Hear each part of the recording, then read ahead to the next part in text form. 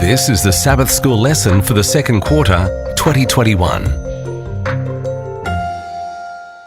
Lesson 5 for April 24 to 30, Children of the Promise, and read by Dr. Percy Harrold. Thursday, April 29. Make your name great. Genesis 12 verse 2 reads, "And I will make of thee a great nation, and I will bless thee, and make thy name great, and thou shalt be a blessing." In Genesis chapter 12 verse 2, God promises to make Abram's name great, that is, to make him famous. Why would the Lord want to do that for any sinner, no matter how obedient and faithful? Who deserves a great name? Well, let's look at Romans 4 verses 1 to 5. What then shall we say that Abraham our father has found according to the flesh?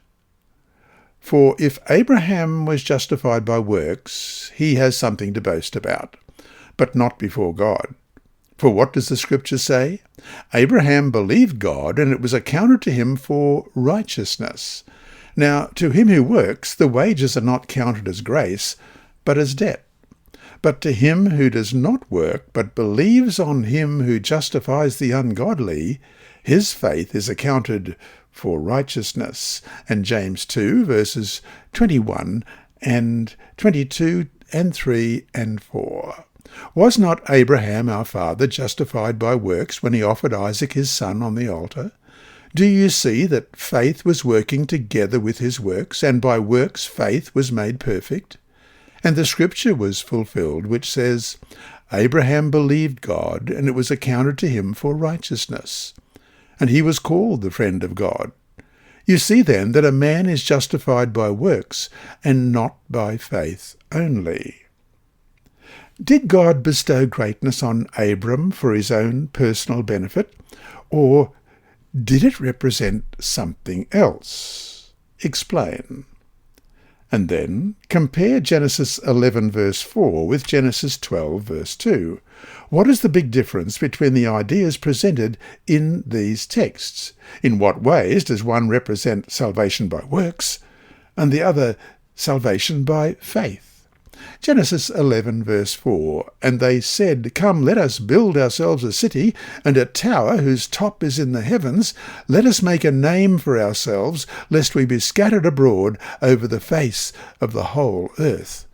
And we'll compare that with Genesis 12 verse 2, "I will make of you a great nation, I will bless you, and make your name great, and you shall be a blessing." However much the plan of salvation rests upon only the work of Christ in our behalf, we, as recipients of God's grace, are nevertheless still involved. We have a role to play. Our free choice comes into prominence.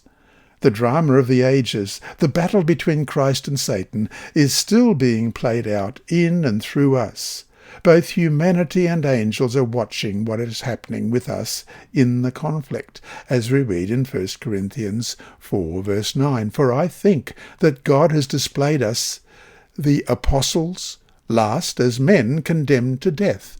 For we have been made a spectacle to the world, both to angels and to men."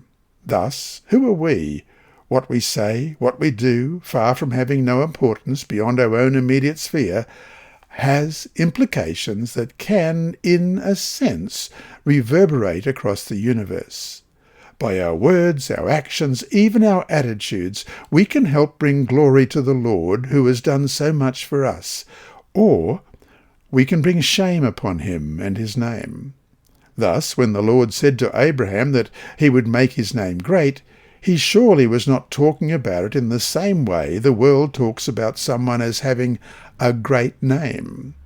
What makes a great name in the eyes of God is character, faith, obedience, humility, and love for others, traits that might often be respected in the world, but are not usually the factors the world would deem as making someone's name great. And so, to finish today, look at some of the men and women who have great names in the world today, be it actors, politicians, artists, the wealthy, or whoever. What is it about these people that has made them famous? Contrast that with the greatness of Abraham, what does that tell us about how perverted the world's concept of greatness is? How much of that worldly attitude impacts our views of greatness as well?